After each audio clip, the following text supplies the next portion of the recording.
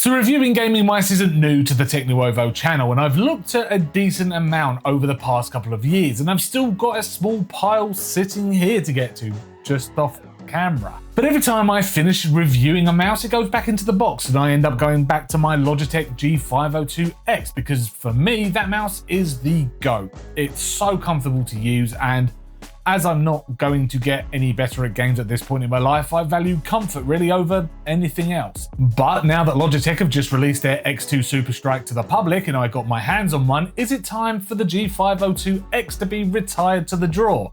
Well, come on now, that's a tall order. But the X2 really did catch my eye. I mean, just look at it. It's a beautiful piece of kit. But it did cost me £159, which stung a little bit, seeing as I've not purchased a mouse for a long time now, but maybe I'm just super out of touch with pricing models, I don't know. Anyway, I got it from Argos on a pre-order, and I thought I'd make a video about it. So first thing I will say, and it's something I've already expressed to my friends when they've asked me about the mouse, and yes, they are mouse nerds as well, is that I've lost the shelf where my thumb sat on the G502X. Now, I'm not saying that the X2 Superstrike is uncomfortable to use, and quite frankly, I am quite shocked that it's as big as it is. I was expecting something a lot smaller, you know, because of the lightweightness of it. But the lip is gone, and now I'm having to adopt a bit more of a claw grip when using it. Now, it's not the end of the world, but take it as a warning, this thing isn't anywhere near as comfortable as the G502X. But then comfort is not the major selling point of this mouse. Well, I'd argue till the cows come home that your gear, if used for lengthy periods of time, does need to be pretty comfortable, but what do I know, right? I'm just a casual gamer who enjoys a bit of Overwatch in my spare time. This mouse's key features, though, are its triggers. The X2 Superstrike doesn't use conventional switches like pretty much all other mice on the market right now. Now, in fact, I'm not actually sure if this is the first mouse to use a trigger system at the time of making this video. Now, don't quote me, but I think it might be true. Anyway, this mouse uses HITS, which stands for Haptic Inductive Trigger System. And what this means is the left and right click use a series of metal plates, copper coils, and analog sensors to detect keystrokes or mouse clicks. And it's similar to how a Hall effect keyboard works. Well, it is basically the same thing, where a metal plate moves through an electromagnetic field created by the coils. Now from here, the analog sensor measures the precise position of the plate, giving you a much more accurate click. This in turn means that you can manually adjust the button's actuation point to a setting that fits your playstyle, with each click being able to be customized independently. Now this means that this mouse doesn't technically have physical mouse clicks and instead has opted for haptic feedback. So the mouse does a little vibration every time a mouse click is detected. And I can really only liken it to how your mobile phone's keyboard reacts when you're typing on the screen. It was definitely an odd sensation at first, and yes, I do feel like I need the haptics there myself as feedback for when I'm actually clicking the mouse buttons. But if you do so desire, you can turn this vibration completely off. But then you're a little bit odd if you do that, because then you've only got the game as a prompt that an action has taken place. And funnily enough, the adjustable actuation point also means that because the mouse click on the Superstrike can theoretically be struck faster than a traditional mouse click on something like my old G502X. If you have, say, a semi-automatic rifle in a game of something like Battlefield or Hell Let Loose, Counter-Strike or Valorant or similar, you can theoretically fire the gun more quickly if, of course, the game allows you to do so. And think the M4A1 or AK-47 inside of CS2, for example. Now, this technology is all well and good, and for someone who plays esports titles or is actually good enough to hit anything outside of a bot in a game of CS2, then this mouse could be well up your street. However, do be warned that because this mouse can also take advantage of rapid trigger technology, where the mouse click resets automatically after detecting a click has actually happened, games like CS2 have been known to ban accounts for using such tech on the Hall effect keyboards. Now, I personally haven't switched it on, but even if I did, I doubt the CS2 gods would be able to detect me using it anyway, because I'd personally get no real advantage from it. But I don't know if the game detects anything within your PC software or whatever to actually detect that it has been switched on in the first place. But I just wanted to say it, just to warn that it could mean a ban or some kind of strike against your account if caught using rapid trigger technology And as I said, there have been reports from people using HE keyboards online, and this has happened to them. The two left and right clicks are the only two buttons that use the hit technology though. The side buttons are standard switches, or they feel like it anyway, as well as the wheel click as well. All the settings can be changed within the Logitech G Hub software, which I must say is laid out superbly. So let's run through this now. If you want to get to the actual settings, it does show up in the app on the right hand side, so just go ahead and click that. And everything is split up into 4 different menus. The first is your sensitivity settings or DPI settings, your assignments, your scroll wheel, and the hits configuration. So first, let's have a quick look at the sensitivity, which is broken down into various different DPI settings. I have mine starting at 400, and then I go up in increments of 400 every time. Well, except when you get to 16 to 2400. You do have some presets on this left-hand side that you can choose from, or you can save your own custom preset like I have done. And then on the right-hand side, you've got your wireless report rate, your wired report rate, which only goes up to 1000 hertz.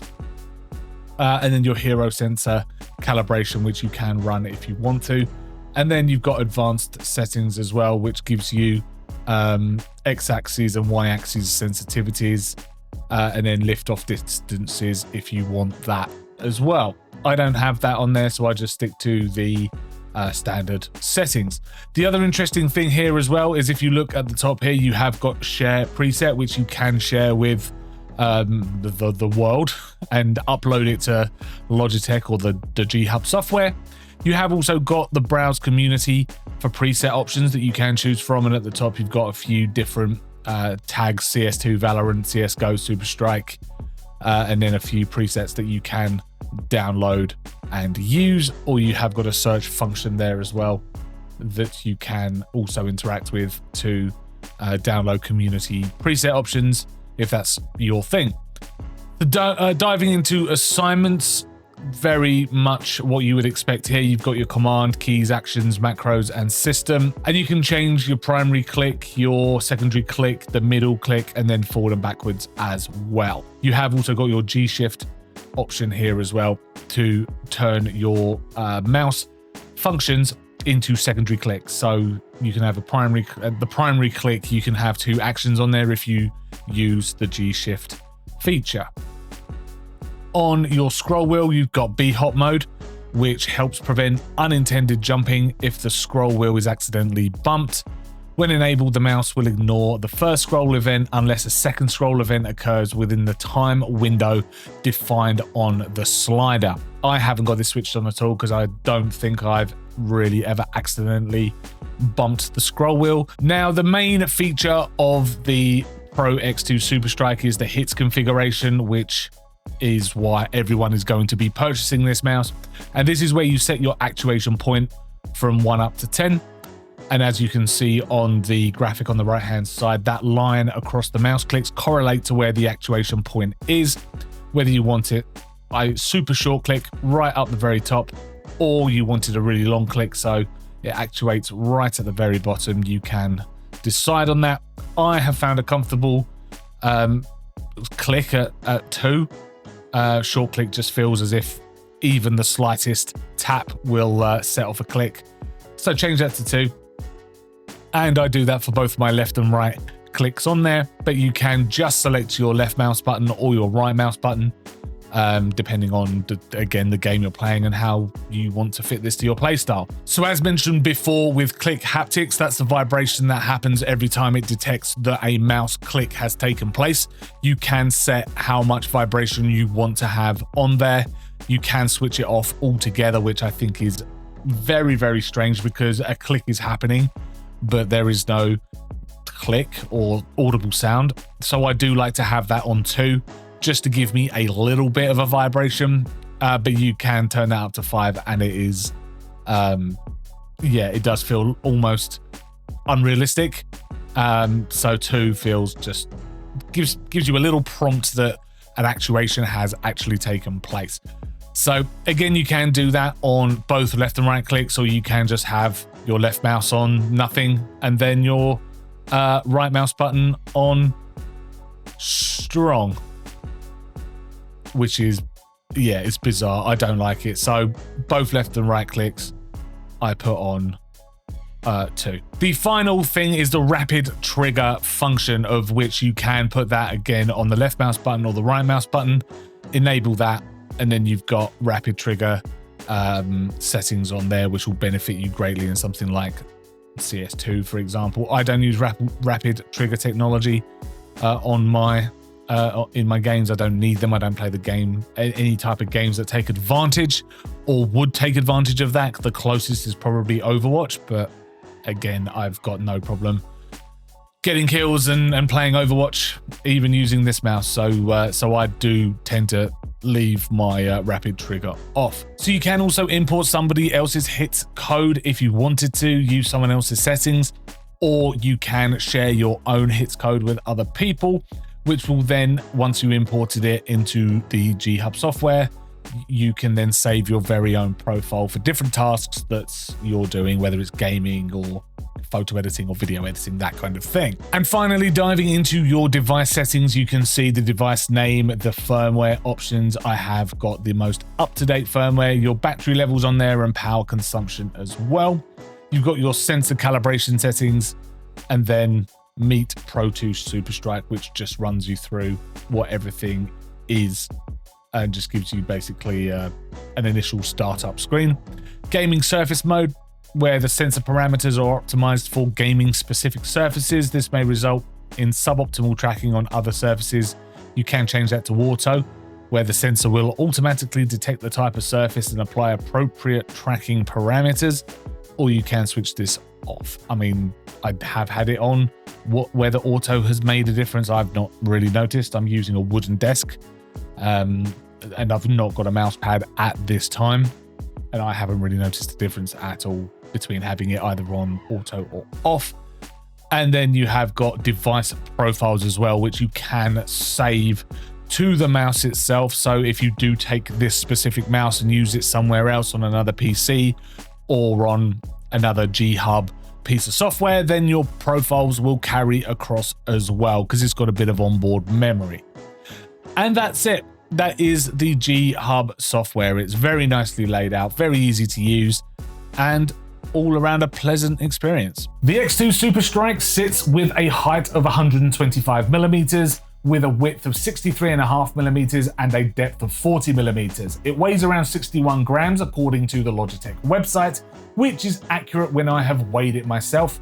My G502X, on the other hand, was just over 100 grams, so I've got a much lighter mouse to get used to. The dimensions of the G502X was, of course, bigger as well, but not really by much.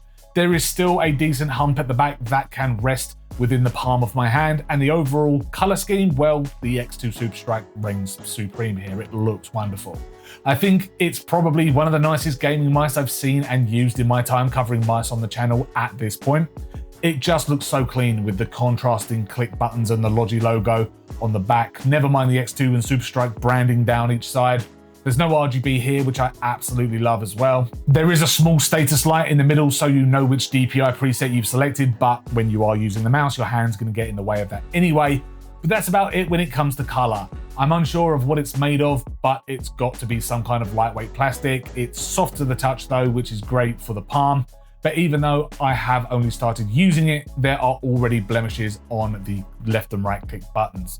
The bottom of the mouse is fairly basic, though it has some chunky skates. Logitech has also taken another opportunity to tell you that this is the Pro mouse. There is a power switch on the right and also a small area where you can store the wireless dongle if you are traveling around with the mouse itself. It's using a Hero 2 sensor, which coming from the G502X has had some improvements, such as a higher DPI level, up to 44,888 IPS tracking speeds, as well as a wireless 8K polling rate, which is significantly higher than what I'm used to with my 502X. My DPI though is still sitting pretty at around 800, but that higher polling rate means that data is captured quicker between the mouse and the PC. Now, unfortunately though, the new Superstrike only has a 1000 Hz polling rate when used with a USB Type-C cable. And for gaming though, I do absolutely love it, but unpopular opinion, I don't think it's quite able to beat my G502X, for me anyway. Now, I will say though that I have just treated myself to a new mouse pad, so I can feel it glide better against a soft surface as opposed to my wooden desk, And I know some people in the comments of my videos have mentioned this before, so yeah. Now it's time to get a mouse pad. So who knows, maybe when that turns up, it will be a lot better experience with the X2 Superstrike. As I've said before, I'm not a competitive gamer outside of a few rounds of Overwatch quick play with my friends, so maybe for someone who's consistently playing CS2 or Valorant, this mouse would be great. I will say though, it is absolutely comfortable to use and is a very nice size. The scroll wheel feels solid and scrolls in nice clicky increments, so selecting guns inside of games is really simple. It's lightweight too, so macro adjustments can really be quite accurate, and having a 90-hour battery life is just insane. So yeah, for many gamers out there that are chasing the next big thing in gaming mouse technology, I think this is probably it. And I know that many of you are going to be huge fans of those adjustable actuation points. Now, it is really cool that gaming mice have caught up with the Hall effect keyboards to enable players to improve on their reaction times without being limited to a physical click of a mouse button. Now, I mean, my reaction times are never going to be that fast to take advantage of it, but then I'm not an esports player. I must say though, I do think it's staying on my desk for the foreseeable. Well, maybe. The G502X is still the GOAT though.